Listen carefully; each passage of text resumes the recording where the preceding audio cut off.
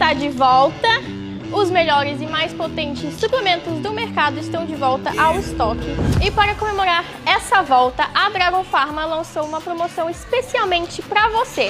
Nas compras de qualquer produto, você ganha 20% de desconto. Então não importa qual seja o seu objetivo, ganho de massa muscular, perda de gordura, aumento de performance, a Dragon tem os mais avançados suplementos que vão te auxiliar nisso. Então não perca tempo, acesse o site dragonpharmabrasil.com e adquira os seus suplementos. Nós temos muitos seguidores de característica ectomorfos e que lutam diariamente para poder aumentar o peso em balança. Existe uma dieta adequada, uma dieta que nós podemos dizer, essa dieta, estou falando de distribuição de macros, é a dieta que te faz ganhar peso? Tem meio que um aspecto ali de organização que você consegue meio que focar para hipertrofia, e aí entra, diferente do que a gente estava falando, é superávit, é aumento de calorias. Então, na literatura, se o cara é ectomorfo e somando todo o treino, o basal e tudo que ele tem de gasto e bateu 3.000 calorias, obrigatoriamente eu tenho que dar 3.000 mais 500. Ele tem que ter um superávit além do que ele está, porque é o gasto do treino, é o dia dele no metabolismo basal, é a atividade de ambulação, e eu preciso suprir aquela caloria dele para ele entrar em superávit. Então é muita comida às vezes para as pessoas, mas de uma forma geral. Se você pegar 50 a 70 calorias por quilograma de peso, você consegue fazer um cálculo rápido para ter uma ideia do quanto que é uma dieta para ganho de massa magra. E em segundo ponto, que a gente já conversou, o pessoal não sabe computar o total proteico com o total calórico de carboidrato. O pulo do gato está nesse esquema. Quanto de proteína para quanto de carboidrato. De uma forma prática, né? Já se sabe que se você comeu 1 caloria de proteína, você tem que comer 4 calorias de carboidrato para cada 1 caloria de proteína. Isso para uma dieta para ganho de massa muscular. Para ganho de massa muscular. Então a relação é 1 para 4. 1 para 4. Para cada 1 caloria de proteína, 4 de carbo. E muitas pessoas fazem às vezes o contrário. Exato. Ou equilibram. Entendeu? Quando você está comendo? Eu estou comendo pra caramba, cara. Eu estou comendo 200 gramas de arroz, 200 gramas de frango. Eu estou comendo 300 gramas de arroz, 200 gramas de frango. Cara, eu estou comendo pra caramba porque eu preciso crescer. Eu estou comendo 400 gramas de arroz, 250 de frango. Sim. Na verdade, ele teria que estar comendo em calorias. Você teria que estar... Na verdade, ele teria que estar comendo em calorias numa relação 1 para 4. Então, ele teria que estar comendo... Cara, quanto você está comendo? Eu estou comendo 400 gramas de arroz e 100 gramas de frango. É mais ou menos isso. Isso aqui eu nunca vi. Eu vejo eles comendo 400 com 200, 250. Qual é o problema de quem quer ganhar volume muscular de abusar da proteína, doutor? Bom, já a proteína ela é um macronutriente importante para o corpo, e o primeiro ponto de atrapalhar o ganho de massa é que você gasta caloria para digerir a proteína que você está comendo. Então chama efeito térmico. 30% do valor calórico que você comeu de proteína é usado pelo teu corpo para metabolizar ela. Então você gasta caloria para absorver o bife. Então o cara já é ectomorfo, já tem um hipermetabolismo, e ele ainda come menos carboidrato do que proteína, ele não vai ganhar peso. Então, o segundo ponto se ele aumenta muito a oferta proteica, ele tem muita saciedade. Ele não consegue comer a cada 2 horas, a cada 2 horas e meia.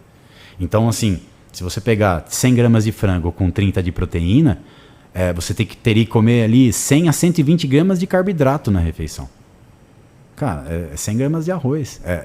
Dá 300 de arroz, dá quase 90.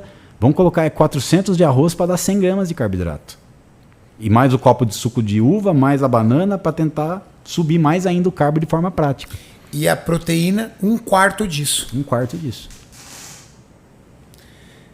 Utilizar gorduras para dar um bom superávit calórico é uma boa estratégia, ou a base tem que ser o carboidrato?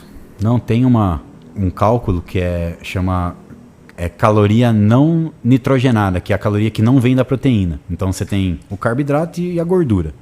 Só que pensando em performance, a gordura ela não vai te ajudar na performance. Ela não vai se transformar em glicogênio para você treinar mais pesado. Ela vai te dar mais caloria. Então, por exemplo, numa refeição em separado do treinamento, pré ou pós, você pode colocar mais uma oferta calórica de gordura para aumentar a oferta calórica total. Mas ela não tem tanto benefício igual o carboidrato pela formação de glicogênio. Existem pessoas que têm genética bem dificultosa.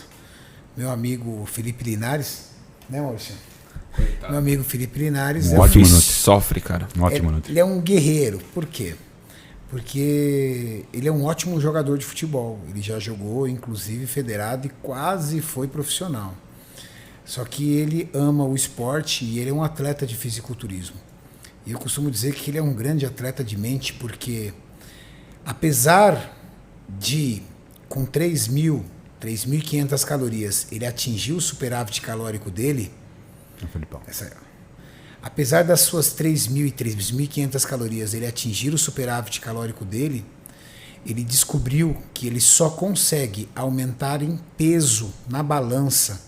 Ele só consegue realizar um off-season, uma dieta que lhe dê volume muscular, ultrapassando a barreira das 7.000 calorias.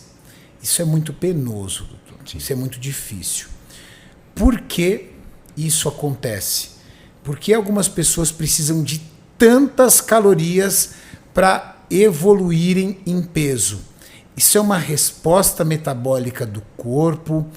Isso é uma genética que já vem inerente às suas outras gerações. Sim. Existe uma explicação para isso ou não existe? É uma individualidade biológica sem explicação. Não existe. Na verdade, o hipermetabólico, né, a pessoa hipermetabólica, já se vê que o NEAT, no metabolismo basal, atividade física e o gasto que você tem em repouso, tem uma fração que é Non-Exercise Activity Thermogenesis. O que significa? É as atividades do seu dia a dia.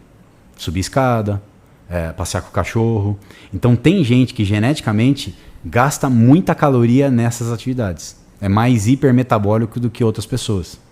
Então o indivíduo ectomorfo, ele tem, além dessa dificuldade da taxa metabólica basal, uma subida de escada, ele tem um gasto calórico maior do que um cara mais sedentário.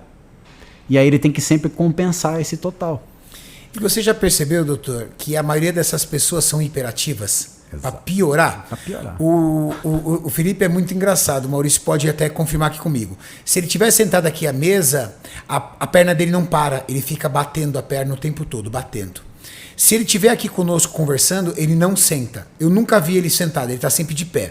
E ele fica andando de uma ponta a outra na mesa, assim, ó. Ele fica andando, parecendo um ratinho preso, assim, ó. É verdade. Ou seja, tô falando besteira, né, Marcelo?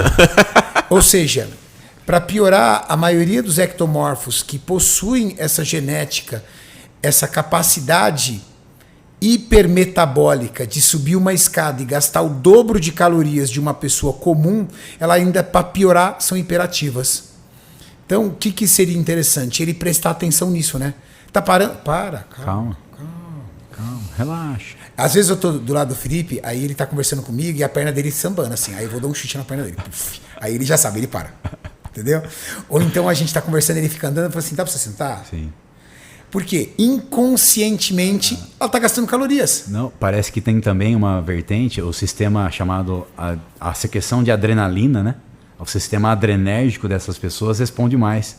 Então o cara tá sempre ali, tipo, a adrenalina bate no tecido adiposo, libera a gordura, ele tá sempre no turnover, ele está ativado. Então esse tipo de indivíduo ele tem que comer mais e aí, por exemplo, atividades corriqueiras ele tem que dar uma descansada, cardio tem que tirar bastante. Então, cada um a gente vai sentindo, né, no cálculo o que está dando certo, o que está dando errado e vai ajustando, né, detalhadamente. Numa proporção básica, claro, só para exemplificar.